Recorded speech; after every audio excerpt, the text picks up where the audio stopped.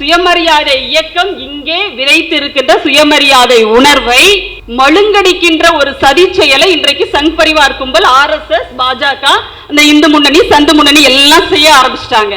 அதுக்குதான் இந்த திருப்பதி நாராயணன் திருப்பதி அந்த பேர், அது எப்பவுமே எனக்கு வராது, விட்டுருங்க. நீங்க ஏன் வந்து ராமனுக்கு மாநாடு நடத்தலன்னு கேட்கிறாங்க. நாங்க எதை கேட்டாலும் உல்டாவே கேட்டுட்டு இருக்காங்க. இவங்களுக்கு காண்டு கடவுள் மேல இல்ல, எங்க மேலதான் இவ்வளவு லேட்டா புரிஞ்சிட்டு இருக்காரு அந்த ஆளு.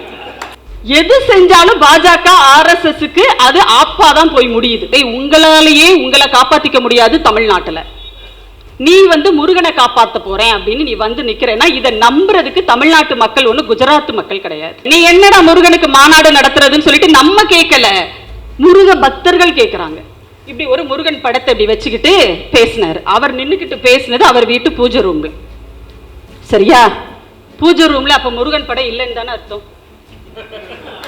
இல்லைன்னு தானே அர்த்தம். இருந்திருந்தா நீ என்ன பண்ணிருப்ப? முருகனை இப்படி காட்டி இல்ல பேசியிருப்ப. நீ என்ன பண்ண?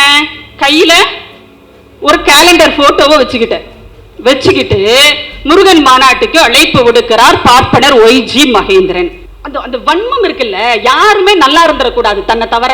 அப்ப அதிகாரிகள் எல்லாம் அழிந்து போவார்களாம். ராகுல் காந்தி அவர்கள் சொன்ன மாதிரி RSS-ஐ ஒழித்தால் மட்டும்தான் இந்த இதை ஒட்டுமொத்தமா நம்மளால ஒழிக்க முடியும். RSS-இனுடைய உருமாறிய கொரோனாக்கள் தான் இந்த பாஜக, ABVP, இந்த விஸ்வ இந்து பரிஷத்து, இந்து முன்னணி, இந்த அது என்ன முன்னொரு முன்னணி என்ன, இந்து மக்கள் கட்சி, இந்த ஸ்ரீராம் சேனா, அனுமன் சேனா, குரங்கு சேனா, என்னவோ சேனாலாம் வச்சிருக்காங்க. இது எல்லாமே அந்த RSS என்ற கிருமியினுடைய, கொரோனா கிருமியினுடைய உருமாறிய வைரஸ்கள்.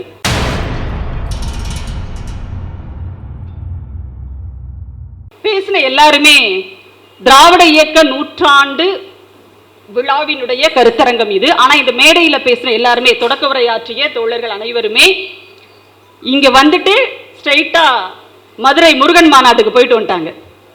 பேசின எல்லாருமே வந்து முருகன் மாநாட்டை பேசாமல் இல்லை. ஏன் இதை பேசும்போது ஏன் அதை பேசணும் அப்படின்னா, ஒரு நூற்றாண்டு காலமாக சுயமரியாதை இயக்கம் இங்கே விதைத்திருக்கின்ற சுயமரியாதை உணர்வை மழுங்கடிக்கின்ற ஒரு சதி செயலை இன்றைக்கு சங் பரிவார் கும்பல், RSS, பாஜக, இந்த இந்து முன்னணி, சந்து முன்னணி எல்லாம் செய்ய ஆரம்பிச்சிட்டாங்க. அதுதான் இன்றைக்கு அங்க மதுரையில் நாளைக்கு அவங்க செய்ய போகின்ற அந்த ஒரு கலவர மாநாடுன்னு இப்ப எல்லாம் ஒரு பட்டம், நம்ம ஆட்கள் எல்லாத்துக்குமே ஒரு பட்டம் கொடுத்துருவாங்க. எல்லாமே ரிவர்ஸா போயிடும். அதுக்குதான் இந்த திருப்பதி நாராயணன் திருப்பதி அந்த பேர், அது எப்பவுமே எனக்கு வராது, விட்டுருங்க. அப்ப அவர் என்ன பண்ணாருன்னா புலம்புறாரு. இவங்களுக்கு தமிழ்நாட்டுல நாங்க வந்து முருகன் மாநாடுன்னு சொன்னா உடனே அவங்க நீங்க ஏன் வந்து ராமனுக்கு மாநாடு நடத்தலன்னு கேட்கிறாங்க. நாங்க எதை கேட்டாலும் உல்டாவே கேட்டுட்டு இருக்காங்க. இவங்களுக்கு காண்டு கடவுள் மேல இல்ல, எங்க மேலதானே இவ்வளவு லேட்டா புரிஞ்சிட்டு இருக்காரு அந்த ஆளு. நீங்க யோசிச்சு பாருங்க. அதாவது தமிழ்நாட்டுல எது செஞ்சாலும் பாஜக RSSக்கு அது ஆப்பாதான் போய் முடியுது. நிறைய இப்ப சாதாரண மக்கள் எல்லாம் கூட கேட்கிறாங்க, நீங்க ராமனை தானே தூக்கிட்டு வருவீங்க எப்பவுமே, இப்ப என்னடா திடீர்னு முருகனை கையில பிடிச்சிட்டு வரீங்க? இது எப்ப தெரியுமா? 2020 தமிழ்நாட்டுல தொடங்கினாங்க. அன்னைக்கு இதே முருகன் பேர்ல ஒருத்தர் பாஜகவுக்கு தலைவரா இருந்தார், தமிழ்நாடு பாஜகவுக்கு தலைவரா இருந்தார், எல் முருகன். அவர் வேலை தூக்கிட்டு வீதி வீதியா போனாரு. அந்த ட்ரெஸ் வேற, யூனிஃபார்ம் வேற போட்டுக்கிட்டாரு. அந்த பச்சை கலர்ல ஒரு ட்ரெஸ்ஸை போட்டுக்கிட்டு கையில ஒரு வேலை தூக்கிட்டு வீதி வீதியா நடந்து போனார். 2021 தேர்தலில் ஒன்னும் பப்பு வேகலை. இப்ப மறுபடியும் என்ன பண்றாங்க? 2026 தேர்தல் வருது. அதுவும் இங்க இருக்கிற திராவிட மாடல் ஆட்சி, நம்முடைய மாண்புமிகு முதலமைச்சர் தளபதி அவர்கள் பாஜக கண்ணில் விரல விட்டு ஆற்ற அளவுக்கு இங்க வந்து செயல்பாடுகள் இருந்துகிட்டு இருக்கு. ஒண்ணுமே பண்ண முடியல. என்னடா பண்றதுன்னு பார்த்தாங்க. உடனே இப்ப என்ன பண்ணிட்டாங்க? நாங்க வந்து திருப்பரங்குன்றத்தில் இருக்கிற முருகனை காப்பாத்துறோம். உங்களாலேயே உங்களை காப்பாத்திக்க முடியாது தமிழ்நாட்டுல. நீ வந்து முருகனை காப்பாத்த போறேன் அப்படின்னு நீ வந்து நிக்கிறேன்னா இதை நம்புறதுக்கு தமிழ்நாட்டு மக்கள் ஒண்ணு குஜராத் மக்கள் கிடையாது. ஒடிசால போய் இந்த மோடி அளந்து விடுறாருங்க. இப்போ அங்க போய் தேர்தல், அங்க போய் பேசுறாரு அந்த மக்கள் கிட்ட. ட்ரம்ப் இவரை அழைச்சாராமா. அந்த அழைப்பை அன்போடு நான் பணிவோடு மறுத்துவிட்டு ஜெகநாதரை பார்க்க ஓடி வந்திருக்கிறேன். ஏன்னா அங்க யார் இருக்கா? பூரி ஜெகநாதர் இருக்காரு ஒடிசால. அப்ப அதே நாள்ல அவர் வேற எங்கேயாவது போயிருந்தாருன்னா என்ன சொல்லியிருப்பாரு? மேற்கு வங்கத்துக்கு போயிருந்தாருன்னா நான் காளி மாதாவை பார்க்க ஓடி வந்திருக்கிறேன் அப்படின்னு சொல்லியிருப்பாரு. வாய் ஒண்ணுதான், சுர்ற வடை தான் வேற வேற. எப்பவுமே அவர்களுக்கு மதம் மதம் மதம் அது மட்டும்தான். அது வேறு வேறு வடிவங்கள்ல கையில எடுத்துட்டு வருவாங்க. தமிழ்நாட்டுக்குள்ள என்னென்னவோ பண்ணி பார்க்கணும்னு நினைச்சாங்க, எதுவுமே முடியல. அரசியல் ரீதியாக அவங்களால எதையும் தமிழ்நாட்டில் சாதிக்க முடியல. காரணம் என்ன தெரியுமா? இங்க பேசும்போது தம்பி பிரின்ஸ் கூட சொன்னாங்க, தமிழ்நாட்டினுடைய அடித்தளம் அப்படின்றது, சமூக அரசியல் அடித்தளம் என்பது பார்ப்பனிய எதிர்ப்பில் கட்டமைக்கப்பட்டிருக்கிறது. நீங்க மேற்கு வங்கத்துல மம்தா பானர்ஜி அவர்கள் ரொம்ப தீவிரமாக பாஜகவை, மோடியை, அமித்ஷாவை எதிர்க்கிறார், ரைட்டு எதிர்க்கிறாரு. அதே மாதிரி அரவிந்த் கெஜ்ரிவால் முதலமைச்சராக இருந்த போது டெல்லி அந்த யூனியன் டெரிட்டரியில அவர் ரொம்ப தீவிரமாக எதிர்த்தாரு, ரைட்டு. ஆனா எதுவரைக்கும் அவங்க எதிர்ப்பாங்க? அவங்களுடைய பாஜக எதிர்ப்பு, மோடி எதிர்ப்பு, அமித்ஷா எதிர்ப்பு, இந்த நிர்மலா சீதாராமன் எதிர்ப்பெல்லாம் எது வரைக்கும்னா அதிகாரம் வரைக்கும் மட்டும்தான். அது வெறும் அதிகாரத்திற்கான எதிர்ப்பு, அதிகாரத்திற்கான சண்டை மட்டுமே, அரசியல் அதிகாரத்தை கைப்பற்றுவதற்கான ஒரு எதிர்ப்பு மட்டும்தான் அது. ஆனால் தமிழ்நாட்டில் மட்டும்தான் பாஜக எதிர்ப்பு என்பது பார்ப்பனிய எதிர்ப்பிலிருந்து எழும்புவது. இங்க சாதாரண மக்கள் கூட இன்னைக்கு அதை தான் செஞ்சிட்டு இருக்காங்க. இன்னைக்கு நம்ம கேட்கல, கருப்பு சட்டைகள் கேட்கல, நீ என்னடா முருகனுக்கு மாநாடு நடத்துறதுன்னு சொல்லிட்டு நம்ம கேட்கல, முருக பக்தர்கள் கேட்கிறாங்க. முருக பக்தர்கள் கேட்கிறாங்க. காவி உடை போட்டுக்கிட்டு கையில நிறைய மயிலிறகு கொத்து மாதிரி இப்படி மயிலிறகு நிறைய வச்சுக்கிட்டு ஒரு அம்மா, ஒரு சாமியாரினி, ஒரு காவி உடையை போட்டுக்கிட்டு அந்த அம்மா பேசுறாங்க. நீங்க இங்க முருகன் மாநாடு நடத்துறது எதுக்குன்னு எங்களுக்கு தெரியாதா? ஓட்டு வங்கிக்காக நீ இதெல்லாம் இங்க செஞ்சிட்டு இருக்க. இது சொல்றது திராவிடர் கழகத்தை சார்ந்தவர்களோ, திராவிட இயக்க தமிழர் பேரவையை சார்ந்தவர்களோ சொல்லல.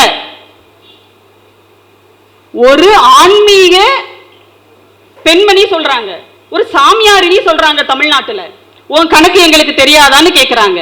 பட்டை போட்டுட்டு இருக்கிற ஒரு பெரியவர், அதே காணொலியில பட்டை போட்டுட்டு இருக்கிற ஒரு பெரியவர் பேசுறாரு. அவர் எங்க இருந்து ஆரம்பிக்கிறார் தெரியுமா? மேல முருகன் மாநாட்டுக்கு எல்லாம் போகல, நீ எங்களுக்கு கல்விக்கு நிதி கொடுக்கல, சரியா? முருகன் மாநாட்டுக்கு நான் அப்புறமா வர்றேன். நீ எங்களுக்கு கல்விக்கு நிதி கொடுக்கல, எங்களுக்கு பேரிடர் நிதியை நீ ஒரு பைசா கூட கொடுக்கல.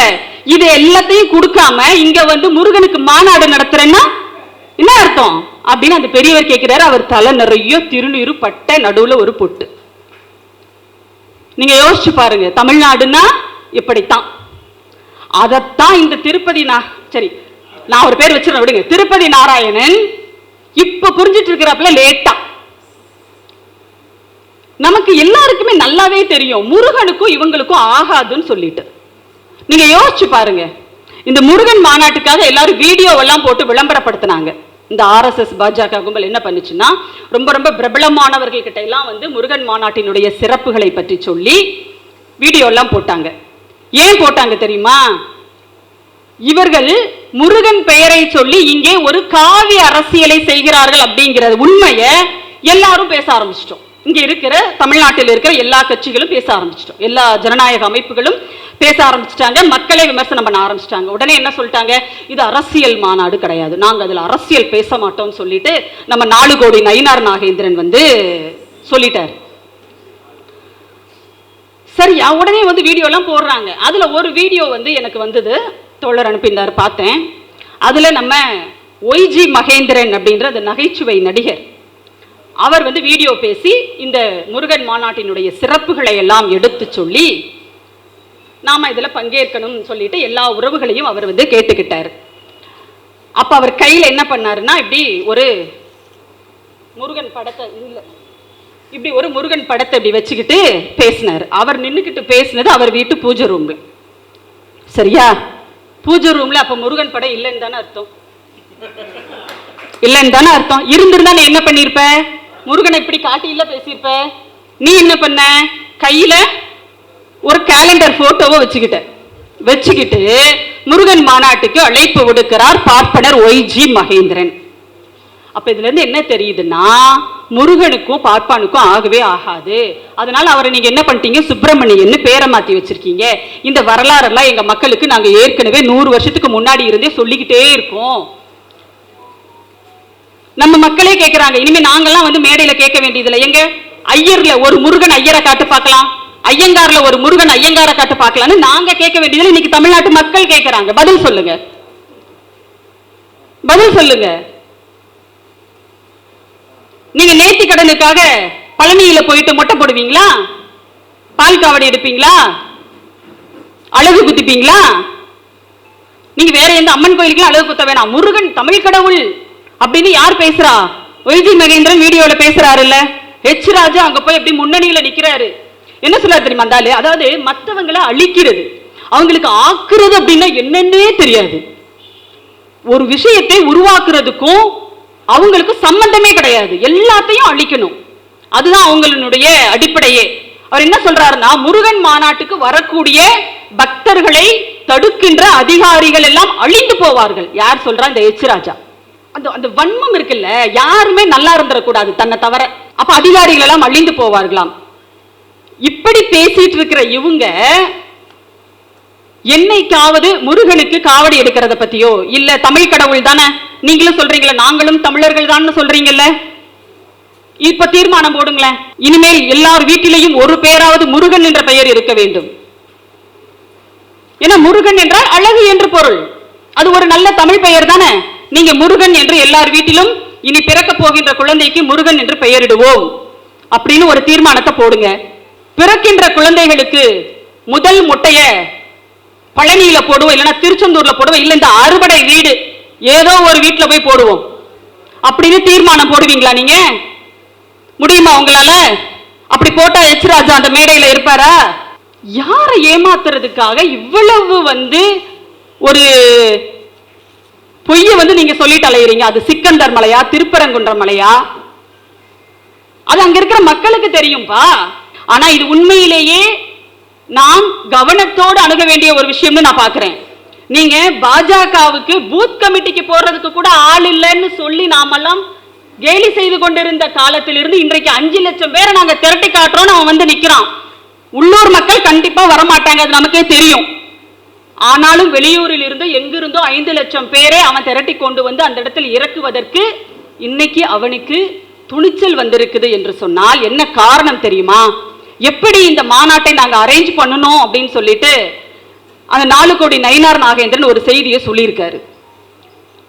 அதிமுகவினரிடம் நாங்கள் பண உதவி கேட்டோம், நிறைய செய்தார்கள், செய்தான் செய்வாங்க, வேற ஒன்றும் பண்ண முடியாது.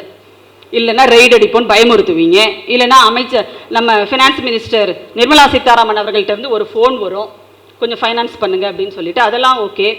அப்புறம் என்ன சொல்றாங்கன்னா, அங்கங்க இருந்து வெளியூர்களில் இருந்து முருக பக்தர்களை இந்த மாநாட்டிற்கு அழைத்து கொண்டு வருவதற்கு வாகன உதவிகளை நாங்கள் கேட்டோம். தனியார் கல்வி நிறுவனங்களினுடைய முதலாளிகள் கொடுத்து உதவுவதாக எங்களுக்கு வாக்களித்திருக்கிறார்கள். இப்ப தெரியுதா அவங்க எங்க இருந்து எப்படி வளர்ந்து வர்றாங்கன்னு சொல்லிட்டு. அப்ப இதையெல்லாம் நாம ரொம்ப எளிதாக அவங்களை அண்டர் எஸ்டிமேட் பண்ணிடக்கூடாது. கொரோனாவுக்கு தடுப்பூசி எல்லாம் கண்டுபிடிச்சிட்டோம் தான், ஆனாலும் அந்த கிருமி இன்னும் வேறு வேறு வேறு வேறு வடிவங்கள்ல அது வந்துகிட்டே தான் இருக்கு. அது உருமாறிய வைரஸ்களாக பல உருமாறிய வைரஸ்களாக இன்னைக்கு இங்க இருந்துகிட்டு தான் இருக்கு. அப்போ இந்த ஆர்எஸ்எஸ்ஐ ராகுல் காந்தி அவர்கள் சொன்ன மாதிரி ஆர்எஸ்எஸ்ஐ ஒழித்தால் மட்டும்தான் இந்த இதை ஒட்டுமொத்தமா நம்மளால ஒழிக்க முடியும். இது எல்லாமே இந்த ஆர்எஸ்எஸ் உருமாறிய கொரோனாக்கள் தான். இந்த பாஜக, ஏபிவிபி, இந்த விஸ்வ இந்து பரிஷத்து, இந்து முன்னணி, இந்த அது என்ன முன்னொரு முன்னணி என்ன இந்து மக்கள் கட்சி, இந்த ஸ்ரீராம் சேனா, அனுமன் சேனா, குரங்கு சேனா, என்னென்னவோ சேனாலாம் வச்சிருக்காங்க. இது எல்லாமே அந்த ஆர்எஸ்எஸ் என்ற கிருமியினுடைய, கொரோனா கிருமியினுடைய உருமாறிய வைரஸ்கள். அப்ப முதல்ல நம்ம எதை அழிக்கணும்? ஆர்எஸ்எஸ் அழிக்கணும். ஆர்எஸ்எஸ்ன்றது என்ன? சனாதனம். சனாதனத்தை அழிச்சா மொத்தமா சரியா போயிடும். இதை பேசினதுக்கு தான் நிறைய கேஸ் எல்லாம் போட்டாங்க. ஆனா அது என்ன பண்ணல, நீதிமன்றத்திலேயே நிக்கல. அப்போ உனக்கும் சம்பந்தமே இல்லாத ஒரு முருக கடவுளை நீங்க காப்பாத்துறோம்னு சொல்லிட்டு வந்து நிக்கிறீங்கன்னா இதுல முழுக்க முழுக்க அரசியல் தான் இருக்குது அப்படிங்கிறத தெரிஞ்சிக்க முடியாத அளவிற்கு தமிழ்நாட்டு மக்கள் ஒன்றும் குஜராத் மாநிலத்தில் இருக்கின்ற அப்பாவி மக்களோ அல்லது உத்தரப்பிரதேச மாநிலத்தில் இருக்கின்ற அப்பாவி மக்களோ இல்லை. இது எனக்கு அரசியலே கிடையாதுன்னு சொன்னேன். அப்புறம் எதுக்கு உத்தரப்பிரதேசத்தினுடைய முதலமைச்சர் அந்த குரங்கு கையில வச்சிட்டு இருப்பாரு, அந்த யோகி ஆதித்யநாத் வருவார்னு நீ சொன்ன.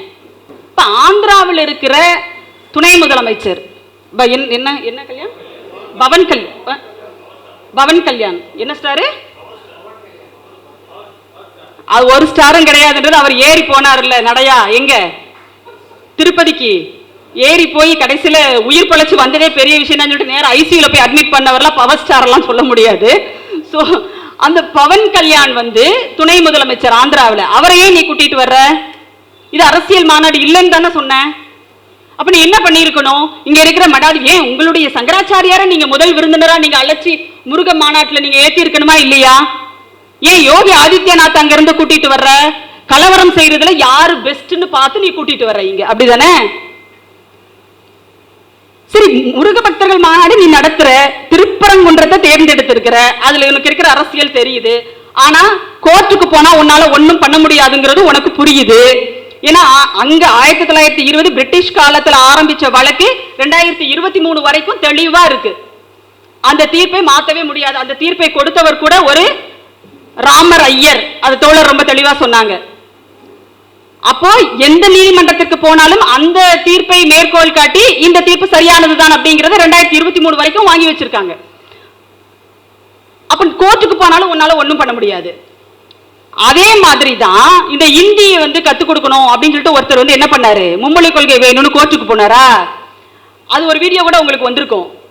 அதே கட்சியை சேர்ந்த ஒருத்தர் கருநாகராஜன் நினைக்கிறேன், ஒரு ஆடியோ லீக் ஆச்சு. அவர் தொண்டர் ஒருத்தர் கொந்தளிக்கிறாரு, நான் வந்து தமிழ்நாட்டில் இந்தி கத்துக் கொடுக்கணும், மும்மொழி கொள்கை தான் வேணும்னு சொல்லிட்டு நான் வந்து என்ன பண்ண போறேன், வழக்கு போட போறேன் அப்படின்னு சொல்லிட்டு. அப்பவே அவர் சொன்னார், வேணாண்டா, நம்ம பக்கம் ரொம்ப வீக்கா இருக்கு, போகாத, சந்தி சிரிச்சிரும், எவ்வளவோ சொன்னாரு. ஆனாலும் அவருக்கு அவ்வளவு ஆவேசம். ஏன்னா அவ்வளவு ஏத்தி விட்டுருக்காங்க, ஸ்க்ரூ அவ்வளவு டைட்டா ஏத்தி விட்டாங்க.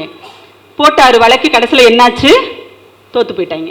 அதே மாதிரி தான் இந்த திருப்பரங்குன்ற மலையை பொறுத்த வரைக்கும் சட்டப்படியாக அவங்களால ஒண்ணுமே செய்ய முடியாது. ஆனா இந்த எச்சப்புழுகி நிச்சி இந்த எச் ராஜா அவர் என்ன சொல்லிட்டு இருக்காருன்னா, 2023 தீர்ப்பிலேயே என்ன சொல்லிட்டாங்களாம், அப்பவே 1930 பிரிவியூ கவுன்சில் தீர்ப்பிலேயே இது வந்து திருப்பரங்குன்றம் மலை இது வந்து முழுக்க முழுக்க இதுக்கு இந்துக்களுக்கு மட்டும்தான் சொந்தமானதுன்ற தீர்ப்பு அப்பவே சொல்லிட்டாங்கன்னு ஒரு அண்ட புழுக அந்த ஆளு பேசிட்டு அலையிறான். ஆனா அது உண்மை இல்லைங்கிறது நீங்க எல்லாரும் சொல்லியாச்சு. அந்த தீர்ப்பினுடைய நகல் உட்பட எல்லாத்தையும் எடுத்து பொதுவெளியில போட்டுட்டோம். அப்ப நீதிமன்றத்திற்கு போனாலும் உங்களால ஒன்றும் பண்ண முடியாதுங்கிறது தெரிஞ்சிருச்சு. அதனால என்ன ஆரம்பிச்சிருக்காங்கன்னா, கலவரம் செய்தாவது நாங்கள் என்ன பண்ணுவோம், நாங்க நினைச்சதை சாதிப்போண்டா அப்படின்ற இடத்துக்கு வர்றாங்க. கலவரம் செய்தாலும் இங்க ஒன்றும் உங்களால பண்ண முடியாது அப்படிங்கிறது தெரிஞ்சாலும் கூட இங்கே நடைபெற்று கொண்டிருக்கின்ற திராவிட மாடல் ஆட்சிக்கு இடைஞ்சல் கொடுத்துக்கிட்டே இருக்கணும். இதுதான் இவங்களுடைய நோக்கம். இதுக்கு இங்கேயே தமிழ்நாட்டிலேயே சில கைக்கூலிகளை களமிறக்கி விட்டுருக்காங்க. அது யார் யாருன்றதெல்லாம் நம்முடைய ஊடக நண்பர்கள் வரிசையா சொன்னாங்க. அதுல ஒருத்தர் வந்து தமிழ் இந்து அப்படின்னு சொல்லிட்டு ஒருத்தர் கிளம்பினார். அந்த கைக்கூலி ஒரு பக்கம், இன்னொரு பக்கம் ஒருத்தர் ஏற்கனவே சொன்னாங்க 2 டாக்டர்களால 2 பேர் நெஞ்சு வலின்னு சொல்லிட்டு மருத்துவமனையில போய் படுத்துட்டாங்க பாருங்க தமிழ்நாட்டில்னு சொல்லிட்டு நடப்பு அரசியல பேசினாங்கல்ல. அதுல அந்த RSS பாஜக சங் பரிவார கூட்டணி இருக்குல்ல, அந்த கூட்டணியில இன்னொரு டாக்டரும் இருக்காரு, டாக்டர் கிருஷ்ணசாமி. அவர் வெளிப்படையாகவே தன்னை ஒரு RSS காரன் அப்படின்னு சொல்லிட்டு ஒரு பேட்டியிலேயே வந்து பெருமையோடு சொன்ன ஒரு பெரிய டாக்டர்.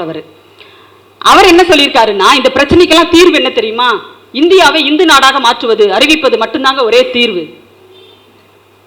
இப்ப எங்களுக்கு என்ன டவுட் வருதுன்னா, நீ டாக்டருக்கு படிச்சியான்றதுல கூட எங்களுக்கு டவுட் இல்லை, உண்மையிலேயே நீ படிச்சவன் தானான்ற டவுட்டே எங்களுக்கு வருது. எவ்வளவு அயோக்கியத்தனம் பாருங்க. உங்களுடைய சுயநலத்துக்காக எவ்வளவு பெரிய ஒரு கலவரத்துக்கு திட்டமிடுறாங்க. அவங்களுக்கு ஆதரவாக நீங்க போய் நின்று தொலைங்க, ஏன்னா உங்களுக்கு அங்க ஆதாயம் கிடைக்குது. எப்படி இப்படிலாம் வாய் கூசாம பேசுறீங்க, படிச்சவன் பேசுற பேச்சாயா இது நம்ம ஊர்ல கேட்பாங்கல்ல, அப்படி ஒரு விஷயத்தை வந்து அவர் சொல்றாரு.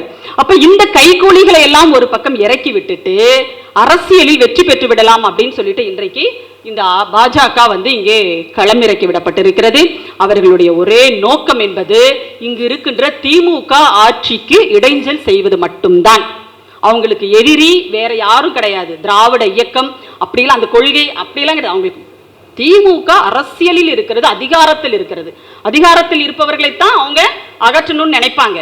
ஏன்னா அதிகாரத்தில் இருக்கிறதுனாலதான் திமுக இன்னைக்கு என்னெல்லாம் சட்டங்களை கொண்டு வர்றாங்க. பெண்களினுடைய கல்வி விகிதாச்சாரத்தை அதிகப்படுத்துறாங்க. ஆனா அவங்களுடைய RSS கொள்கை என்ன, பெண்கள் படிக்கவே கூடாது, பெண்கள் மறுபடியும் வீட்டுக்குள்ளேயே இருக்கணும், இதுதான் அவங்களுடைய கொள்கை. அதுக்கு மாறா நம்முடைய முதலமைச்சர் என்ன பண்றாரு, நான் மாசம் 1000 ரூபாய் தரேன், நீ படிக்கவா. பெண்கள் வீட்டுக்குள்ளேயே இருக்கணும், சமையல் வேலை செய்யணும், பிள்ளை பெற்றுக்கணும், இது மட்டும்தான் உங்களுக்கு வேலை. இல்ல நீங்க வெளியில வேலைக்கு போங்க. இன்னைக்கு இந்தியாவிலேயே தொழிற்சாலைகளில் அதிக அளவில் பணிபுரியக்கூடிய பெண்களை கொண்ட மாநிலமாக தமிழ்நாடு தான் இருக்கு, முதலிடத்துல இருக்கு. நீ வேலைக்கு போ, உனக்கு விடியல் பயணம் தரேன், இலவச பேருந்து பயணம் தரேன், நீ போ, எங்க வேணா போ, வேலை செய். அப்ப யோசிச்சு பாருங்க, பெண்களுக்கு இடஒதுக்கீடு, இதுல வேலை, அரசு வேலை வாய்ப்பு. தலைவர் கலைஞர் அவர்கள் 30 விழுக்காடு கொடுத்தாரு. அடுத்த ஆட்சிக்கு வருகிறார் நம்முடைய முத்தமிழறிஞர் கலைஞர் அவர்களினுடைய அரசியல் வாரிசு. இது வெறுமனே பனையூர்ல அடிச்சுக்கிட்டு இருக்கிற மாதிரி அல்லது தைலாபுரத்தில் அடிச்சுட்டு இருக்கிற மாதிரியானதெல்லாம் கிடையாது. அவரு எங்க அப்பா இவ்வளவு செஞ்சாரா, இதை விட அதிகமா இந்த மக்களுக்கு செய்யறேன் பாருன்ற போட்டி. இந்த போட்டி என்ன போட்டி தெரியும்ல, இந்த தமிழ்நாட்டு மக்களுக்கு, இந்த தமிழ்நாட்டிற்கு யார் அதிகமாக நன்மை செய்வது, யார் அதிக அளவில் திட்டங்களை தீட்டுவது, யார் இவர்களை இன்னும் பலபடி மேலே உயர்த்துவது என்ற போட்டி தலைவர் கலைஞர் அவர்களுக்கும் அவருடைய மகன் முத்துவேல் கருணாநிதி ஸ்டாலின் அவர்களுக்கும் நடக்குது. ஆனா அங்க நடக்கிறது வேற.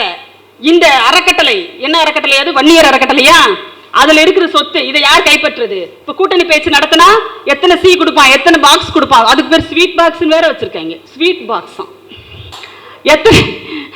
எத்தனை ஸ்வீட் பாக்ஸ், சுகர் இருந்தா கூட பரவாயில்ல, அவர் பெரியவர் சொல்றாரு, எனக்கு சுகர் இருந்தா பரவாயில்ல, நான் ஸ்வீட் பாக்ஸ் நிறைய வாங்கிக்கிறேன், அதெல்லாம் எனக்கு தான் வரணும். அந்த சண்டை அங்க நடக்குது. அப்ப யோசிச்சு பாருங்க. அப்போ யார் இந்த மக்களுக்கு நல்லது செய்ய வேண்டும் என்று நினைக்கிறார்களோ, இந்த ஆட்சி தமிழ்நாட்டை உயர்த்தி பிடிக்க வேண்டும், உலகத்தரம் வாய்ந்த ஒரு கட்டமைப்புகளை கல்வி சார்ந்து சுகாதாரம் சார்ந்து தந்து கொண்டிருக்கின்ற ஒரு ஆட்சியை அப்புறப்படுத்தணும் அப்படின்னா இவர்களால் அரசியல் ரீதியாக நேரடியாக மோத முடியாது. ஏன்னா நீங்க வச்சிருக்கிற கொள்கையும் தமிழ்நாட்டினுடைய அடிப்படை கொள்கையும் வேறு வேறானது. இது இங்க ஒட்டவே ஒட்டாது, இந்த மக்கள் கிட்ட அது எடுபடாது. அதனால நீங்க என்ன பண்றீங்க அப்படின்னா, உங்களுக்கு விலை போகின்ற சிலரை வைத்து இங்கே நீங்க உங்க நாடகத்தை அரங்கேற்றுறீங்க. அதுல ஒண்ணுதான் இந்த முருக பக்தர்கள் மாநாடு. நிறைவாக ஒரே ஒரு கேள்வி மட்டும், திருப்பரங்குன்றத்துல முருக பக்தர்கள் மாநாடு எங்கெங்க இருந்தோமோ வர்றீங்க, பெரிய பெரிய தலைவர்கள் எல்லாம் அங்க போய் உட்கார்றீங்க, ரைட்டு. அப்படியே அதுக்கு கொஞ்சம் பக்கத்துலதான் கீழடி அப்படின்னு ஒரு இடம் இருக்கு. தமிழ் கடவுள் முருகன், நாங்க தமிழ் கலாச்சாரத்தை காப்பாற்றுறோம், இது அரசியல்லாம் நாங்க பேச மாட்டோம்லாம் நீங்க சொல்றீங்கல்ல, ரைட்டு, அப்படியே வச்சுக்கோங்க, நீங்க தமிழ் கலாச்சாரத்தை காப்பாற்றுறவங்களாவே இருங்க. ஒண்ணும் இல்ல, கீழடின்னு ஒண்ணு பக்கத்துல இருக்கு. அதுல தொல்லியல் ஆய்வாளர் அமர்நாத் ராமகிருஷ்ணன் அவர்களினுடைய அறிக்கை இன்னைக்கு இந்திய தொல்லியல் துறை கிட்ட இருக்கு. அதை உடனடியாக வெளியிட சொல்லி உங்களால் அந்த தமிழர்களினுடைய தொன்மையை பறைசாற்றுகின்ற கீழடியினுடைய அறிக்கையை உடனடியாக வெளியிட சொல்லி உங்களால் இந்திய தொல்லியல் துறைக்கு ஒரு அழுத்தம் கொடுத்து தீர்மானம் அதில் நிறைவேற்ற முடியுமா? இரும்பின் பயன்பாடு என்பது இங்கே இருந்தது, தமிழ்நாட்டில் இருந்தது. நாங்கள் இரும்பை பயன்படுத்தியவர்கள் இரும்பை உருக்குகின்ற தொழில்நுட்பத்தை அப்பொழுதே 5300 ஆண்டுகளுக்கு முன்பாகவே தமிழன் அறிந்திருந்தான் என்பதை அறிவியல் பூர்வமாக நிரூபித்து டிக்ளேர் பண்ணாரே எங்களுடைய முதலமைச்சர் அவர்கள். அதை உங்க அரசை ஏத்துக்க வைக்க சொல்லி உங்களால் வலியுறுத்த முடியுமா இந்த முருகன் மாநாட்டில்? இது ரெண்டையும் நீங்க செய்யுங்க பார்க்கலாம். அப்படி செஞ்சீங்கன்னா உண்மையிலேயே இந்த முருகன் மாநாட்டை நீங்கள் கலாச்சாரத்தை காப்பாற்றுறதுக்காக தான் நீங்க நடத்தி இருக்கீங்க, இதுல அரசியல்லாம் எதுவும் இல்லைங்க அப்படின்னு சொல்லிட்டு நாங்களும் ஒத்துக்கிறோம். முடியுமா உங்களால? கண்டிப்பா முடியாது. எதுக்காக இவ்வளவு பொய், அப்போ எதுக்காக இவ்வளவு புரட்டுகளை நீங்க செஞ்சுட்டே இருக்கீங்கன்றது தமிழ்நாட்டு மக்கள் நன்றாகவே உணர்ந்து இருக்காங்க. அதிமுக அப்படிங்கிற ஒரு குதிரை உங்களுக்கு இன்னைக்கு கிடைச்சிருக்கு, மறுபடியும் கிடைச்சிருக்கு. அதுல ஏறி நீங்க அத்தனை பேரும் சவாரி செஞ்சுட்டு இருக்கீங்க. பாவம், அது மூச்சு திணறுது, அதால மூச்சு விட முடியல, வேற வழியும் இல்ல, லகான் ஃபுல்லா உங்க கையில இருக்கு. இப்ப கீழடியை பத்தி பேசுறதுக்கு அவங்க உரிமை கொண்டாட ஆரம்பிச்சிருக்காங்க அதிமுகவுல. எங்களாலதான் இபிஎஸ் தான் கீழடியினுடைய அகழ்வாராய்ச்சிக்கு அங்க தோண்டினதுக்கே காரணம் அப்படின்னு சொல்லிட்டு இந்த பொய் புழுகனையெல்லாம் இருக்கட்டும். யார் ஆட்சியில அதிகமா நிதி ஒதுக்குனாங்க, எப்ப இந்த கீழடி ஆய்வுகள் வேகம் பெற ஆரம்பிச்சது, இதெல்லாம் கார்பன் டெஸ்டுக்கு அனுப்புனது யாரு? அப்ப பாஜக இதுக்கெல்லாம் முட்டுக்கட்டை போட்டப்ப ஆட்சியில இருந்த நீங்க ஏன் வாய மூடிட்டு இருந்தீங்க? இவ்வளவும் எங்களுக்கு தெரியும். நீங்க கீழடியை பத்தி பேசுறத விட்டுட்டு உங்க காலுக்கு கீழே பாஜக அமித்ஷா எல்லாம் குழி தோண்டிட்டு இருக்காங்களே, முதல்ல அதை மட்டும் பாருங்க அப்படிங்கறதா இபிஎஸ்க்கு நம்ம சொல்ற ஒரு அறிவுரைன்னே கூட வச்சுக்கலாம். ஏன்னா என்ன பண்றது, சேராத இடம் சேர்ந்தா எல்லாரும் தான் அறிவுரை சொல்ல வேண்டியது இருக்கும், எவ்வளவு பெரிய ஆளா இருந்தாலும். ரைட்டா? அப்போ நீங்க என்ன பண்ணணும் அப்படின்னா, இன்னைக்கு புதுசா ஒருத்தர் வந்து அதிமுகவுல பேட்டி கொடுத்துட்டு இருக்காரு. அவர் இவ்வளவு நாளா காணாம போயிருந்தாரு. ஏன்னா அதிமுகவுக்கு பாஜகவுக்கு ஆர்எஸ்எஸ்க்கு முட்டிக்குச்சு. அவர் வந்து பாஜகவினுடைய ஆர்எஸ்எஸ் தீவிரமான ஆர்எஸ்எஸ் காரர் அவரு. ஆனா அதிமுகவுல அமைச்சரா இருந்தாரு. இப்ப ஆர்எஸ்எஸ் பாஜகவும் அதிமுகவும் கொஞ்சம் பிரிஞ்சதுனால மறுபடியும் அவர் என்ன பண்ணிட்டாரு, தலை காட்டவே இல்லை, அப்படி சைலண்டாவே இருந்தாரு. இப்ப மறுபடியும் வந்து என்ன ஆயிட்டு, எல்லாம் கூட்டணி கணக்கு போட்டு அந்த நாடகத்தை மறுபடியும் நடத்த ஆரம்பிச்சிட்டாங்களா. மறுபடியும் வந்து அவர் தான் இப்ப கீழடியை பத்தி எல்லாம் பேசுறாரு. அவர் பேர் என்ன தெரியுமா, மாஃபா பாண்டியராஜன். மாஃபியாவா இல்ல மாஃபா, நீங்க வேற. அப்படி பார்த்தா அந்த மொத்த கும்பலையும் தான் சொல்லணும். மாஃபா பாண்டியராஜன் பேசுறாரு. நீங்க வந்து என்ன பண்றீங்கன்னா பிரிக்கிறீங்க, பிரிவினை, ஆரிய நாகரிகம் திராவிட நாகரிகம் சொல்லிட்டு பிரிக்கிறீங்க. இந்த ஆளு முதல்ல அந்த அமைச்சரவையில் இருக்கும்போது தான் என்ன சொன்னாருன்னா, அந்த தமிழ் வளர்ச்சித்துறைக்கு அவர் தான் அமைச்சராக இருந்தாருங்க. அப்ப சொன்னாரு, இந்த இது வந்து என்னன்னா சமஸ்கிருதமும் தமிழும் வந்து வேறு வேறு கிடையாது, அந்த ஆரிய நாகரிகமும் இந்த நாகரிகமும் வேறு வேறு கிடையாது, தமிழர் நாகரிகமும். அப்படியெல்லாம் உருட்டின ஆளு தான் அவரு. இன்னைக்கு கரெக்டா உருட்ட வந்துட்டாரு கீழடியை பத்தி. அப்போ யார் யாரெல்லாம் இவங்களுக்கு இங்க இறக்கி விடணுமோ அவங்க எல்லாரையும் ஒவ்வொருத்தரா இறக்கி விட்டுட்டு இருக்கு ஆர்எஸ்எஸும் பாஜகவும். ஆனா தமிழ்நாடு ரொம்ப தெளிவா இருக்கு. 2026 மட்டும் இல்லைங்க, அடுத்தடுத்து வருகின்ற ஆட்சியும் இங்கே திராவிட மாடல் ஆட்சி தான். ஏன்னா இது தமிழ்நாட்டில் மட்டும் இல்ல, ஒட்டுமொத்த உலகத்திலேயே இன்னைக்கு திராவிட மாடல் ஆட்சினா என்னன்றது புரிஞ்சு போச்சு. தமிழ்நாட்டு மக்களுக்கு ரொம்ப நல்லாவே தெரிஞ்சிருச்சு யாரு நமக்காக ஆட்சி செய்யறாங்க, யாரு வெறும் மதத்தை வச்சு சண்டை போடுறதுக்கு நம்மளை பயன்படுத்துறாங்கன்றத மக்கள் நல்லா தெரிஞ்சு வச்சிருக்காங்க. அதனால மக்கள் கிட்ட உங்களுடைய எந்த விதமான நாடகமும் இங்க எடுபட போவது கிடையாது. தொடர்ந்து தமிழ்நாட்டில் திராவிட மாடல் ஆட்சி தான் தொடரும், தொடர வேண்டும் அப்படிங்கிறது தான் இன்றைக்கு இருக்கிற சூழல். அதற்கு 2026 தேர்தலை மையமாக வைத்து அடுத்தடுத்து நம்முடைய வேலைகள் காத்திருக்கின்றன. இந்த பகுதியை பொறுத்தவரை திராவிட இயக்க தமிழர் பேரவை ரொம்ப சிறப்பாக செயல்படுறாங்க. அவர்கள் 2026 சட்டமன்ற தேர்தலை ஒட்டியும் அவர்களுடைய பணிகளை மிக சிறப்பாக செய்வார்கள்.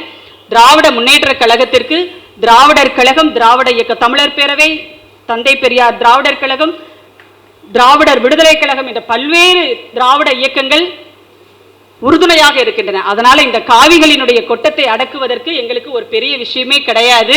இது எங்க மக்களே பார்த்துக்குவாங்க. இன்னும் பாதி நாட்கள் போச்சு அப்படின்னு சொன்னா நிறைய வந்து நாங்க அவங்களுக்கு பாடங்களை சொல்லி இருக்கிறோம். நிறைய படிக்கிறாங்க பிள்ளைங்க. இன்னைக்கு சொன்னாங்க இவ்வளவு புத்தகங்களை வெளியிட்டு இருக்கோம், நூற்றுக்கணக்கான புத்தகங்களை நாங்கள் வெளியிட்டோ இருக்கோம் அப்படின்னு சொன்னாங்க. இத்தனை புத்தகங்களும் இன்றைக்கு இளைஞர்கள் கிட்ட போய் சேருது. இந்த காணொலிகள் வாயிலாக நிறைய பேசுறோம். அவ்வளவு எளிதாக மக்களை ஏமாத்திர முடியாது. எல்லாத்துக்கும் ஆதாரங்களோடு பேசுகின்ற அளவிற்கு கல்வி அறிவு பெற்ற இளைஞர்களை, படித்த இளைஞர்களை இன்றைக்கு தமிழ்நாடு உருவாக்கி கொண்டே இருக்கிறது. நீங்க ஒரு பொய்யை சொன்னீங்கன்னா மற்ற மாநிலங்களை நம்புவாங்க.